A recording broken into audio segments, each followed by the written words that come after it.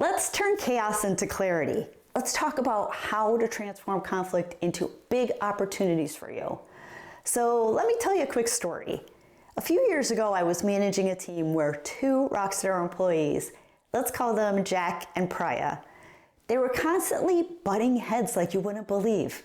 One was numbers driven, spreadsheet loving, and laser focused on efficiency, and the other creative, intuitive, and allergic to Excel. So very different personalities, very different skill sets. But meetings felt like a battlefield, and team morale was tanking. And at one point, Jack sent me an email titled, "Why Priya's Ideas Will Tank Us in Q3." Yikes, right? But here's what's wild. Within 6 months, both Jack and Priya, they were both co-leading one of the most successful product launches that we had at the company. Revenue spiked 23%, and the secret here was that we stopped trying to avoid the conflict, and we started using it to our advantage. So, what's the truth about conflict? Most people think conflict is bad, but according to a 2022 CPP Global study, 85% of employees experience conflict at work, and 1 in 3 say that conflict leads to personal attacks or to burnout. So no wonder why we try to dodge it. But conflict, when you handle it well, it isn't a roadblock. It potentially can be a launch pad. So let's reframe conflict and take it from that combustion that it looks like to collaboration. Let's break this down like your favorite true crime podcast. Conflict is data, whether we want to believe that or not. When conflict arises, it signals a gap between expectations, perspectives, or maybe values, right? That's gold for any leader or team. And you might ask, why? Why is this gold? It's because awareness precedes improvement. And diverse views drive innovation. All of our employees or the people that work with us or for us being different is such an advantage. And a McKinsey report found that companies in the top quartile for ethnic and cultural diversity, they were 36% more likely to outperform their peers. So diversity, it creates friction. It might be diversity in skill set. It might be diversity in education, diversity in where you are from. You might have different perspectives, different values, right? But that friction can create some spark. And that friction can prove to have growth. So growth requires this tension. It requires that friction. And just like muscles to grow through resistance, teams and people grow through challenge. Google's famed Project Aristotle found that psychological safety was the #1 predictor of team success, not agreement.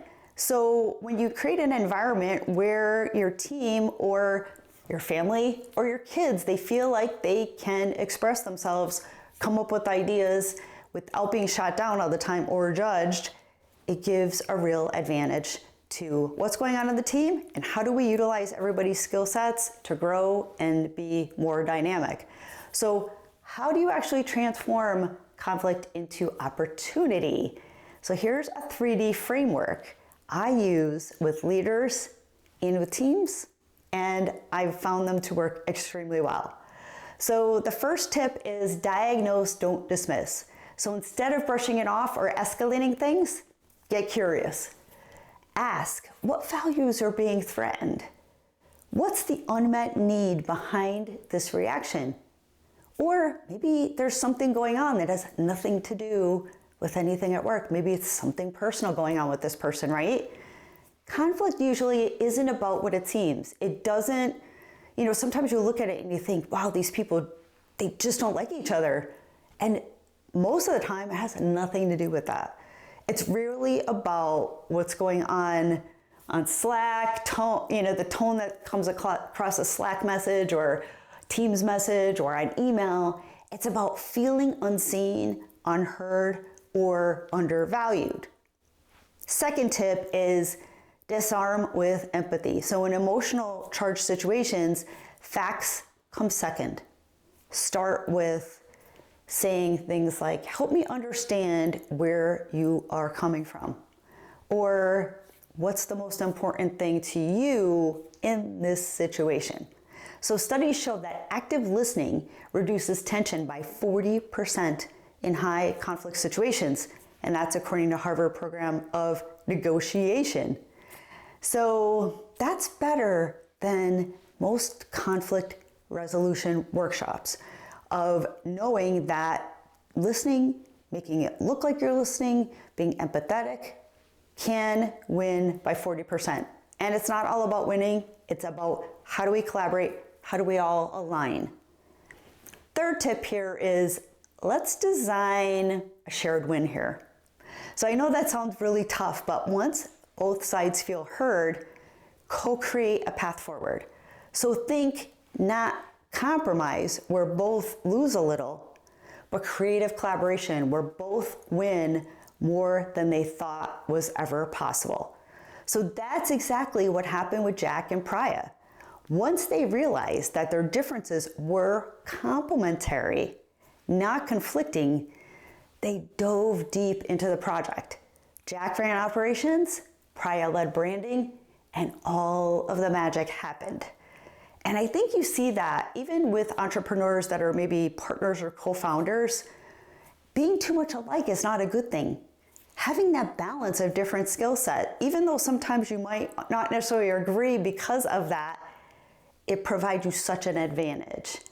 And also advantage in teams, also an advantage in pretty much everything you're doing. Because if we're all thinking the same, we're missing out on so much other perspective and maybe skills that we don't have.